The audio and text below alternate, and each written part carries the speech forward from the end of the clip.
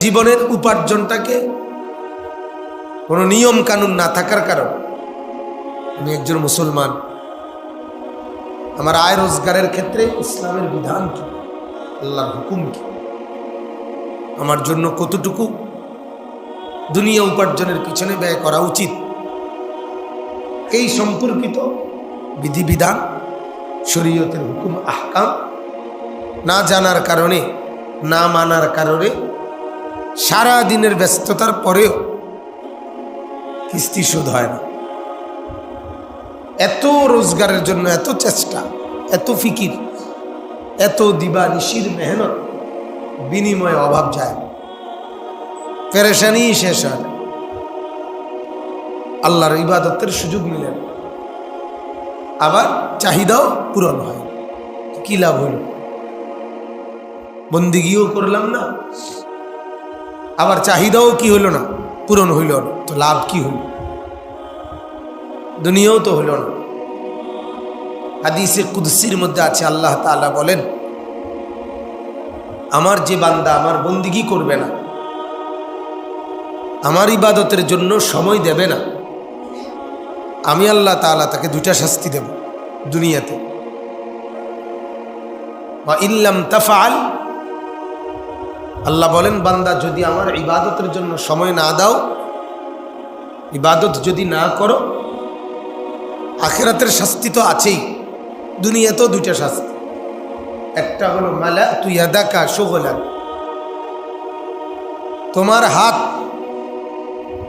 তোমার দেহ আমি সারাক্ষণ কাজের মধ্যেই ব্যস্ত রাখ, অবসর তোমারে দিতাম।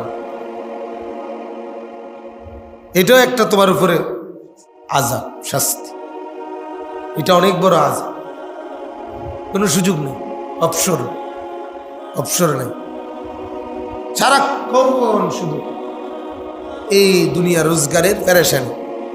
আল্লাহ বলেন এটা একটা আযাব। আর ওয়ালাম আসুদ্দা ফাকাক, আর দ্বিতীয় শাস্তি হলো তোমার অভাব আমি দূর করব না, তোমার অভাব যাবে না, এটাও তোমার উপরে আমার আযাব।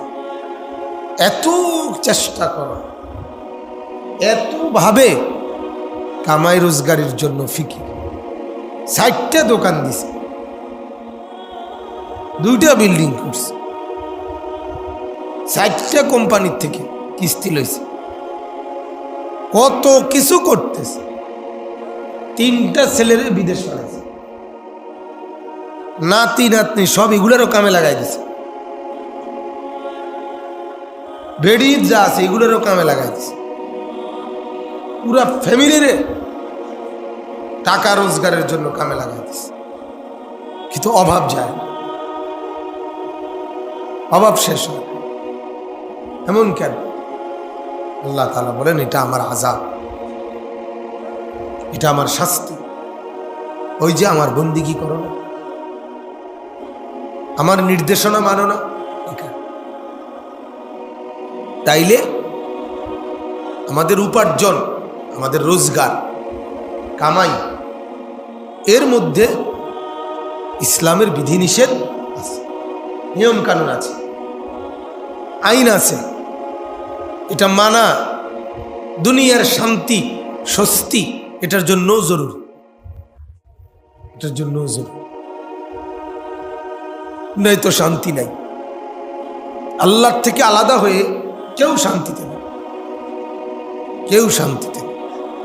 হাজার হাজার কোটি কোটি টাকা আয় ইনকাম করতেছে, বিশ্বাস করেন তাদের পেরেশানির কোনো সীমা পরিসীমা নেই, কারণ সব কিছুর মধ্যে লোন, গাড়ি বাড়ি, আয় রোজগার সব কিছুর মধ্যে লোন নিয়ে রাখছে।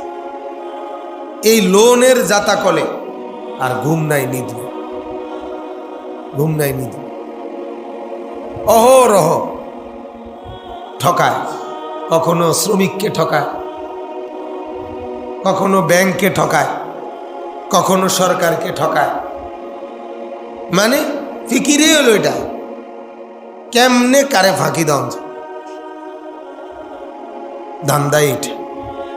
হাজার হাজার কোটি কোটি টাকার মালিক যারা ব্যাংকের ঋণ খেলাফি, ব্যাংকের ঋণ সুদ করে না, ব্যাংকের কিস্তি দেয় না, লোনের কিস্তি সুদ করে। এই জন্য ইসলাম একটা সুন্দর জীবনের উপার্জনের ক্ষেত্রে বিধান দিচ্ছে, একটা পজিটিভ দিক, একটা নেগেটিভ দিক। ইসলামের প্রথম কথা হলো অর্থের ক্ষেত্রে, টাকার ক্ষেত্রে, আমাদের আয় রোজগারের ক্ষেত্রে, যে তোমার জেহেনে প্রথম কথা হলো দুইটা জিনিস খেয়াল রাখতে হবে, দুইটা অংশ এটা। একটা হলো আমার আয়, একটা হলো আমার ব্যয়।